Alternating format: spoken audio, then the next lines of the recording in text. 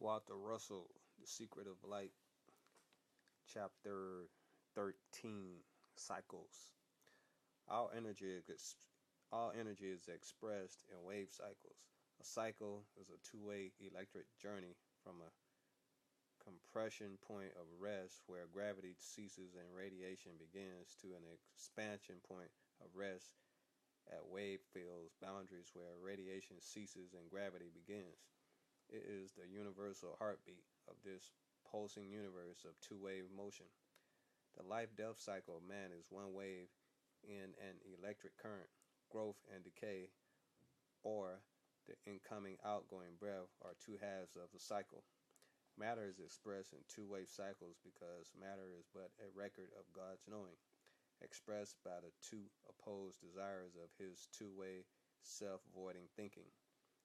All nature is an expression of the two desires of the Creator, desire for separation from the oneness of the rest in him and to a multiplicity of imagined forms of his imagining, and for avoidance of that multiplicity by a return to rest in his oneness.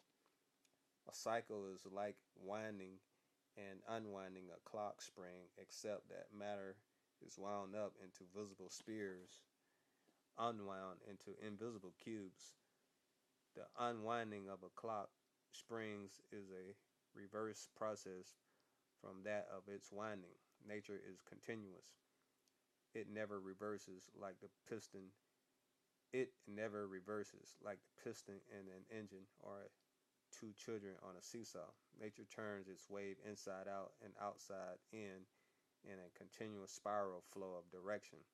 Solid solid matter gradually interchanges with space in its breathing cycle until gravitation has attained its maximum. Radiation then exceeds the power of gravitation and matter begins to expand instead of to contract. Radiation is light outwardly bound from the seed. Gravitation is light inwardly bound towards the seed. Outward bound light manifests the unfolding of the pattern light from the seed. It is the mother of creation. Inwardly bound light manifests the refolding of the pattern light into a seed. It is the father of creation. The mother of creation gives pattern bodies to idea by unfolding idea unto the heavens. That is the first half of every cycle. The father refolds all unfolding idea back towards its seed. Otherwise, the unfolding form could not become visible as matter. That is the second half of every cycle.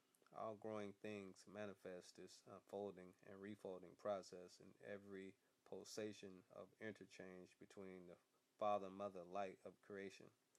The outward-inward breath of all things is the constant interchanging cyclic process by means of which one opposite gradually becomes the other until each becomes the other in totality by completing their interchange.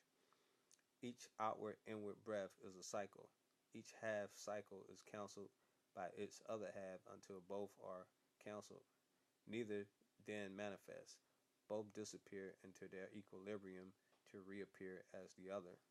Life and death gradually interchange to cancel each other for the purpose of repeating the cycle of life and death. Death is born in the same cradle with life, but life is strong while death is weak.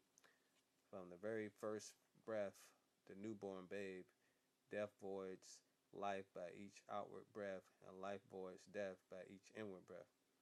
At maturity, death has become balanced with life, and death then becomes stronger until both disappear to reappear with life as the stronger and death the weaker opposite.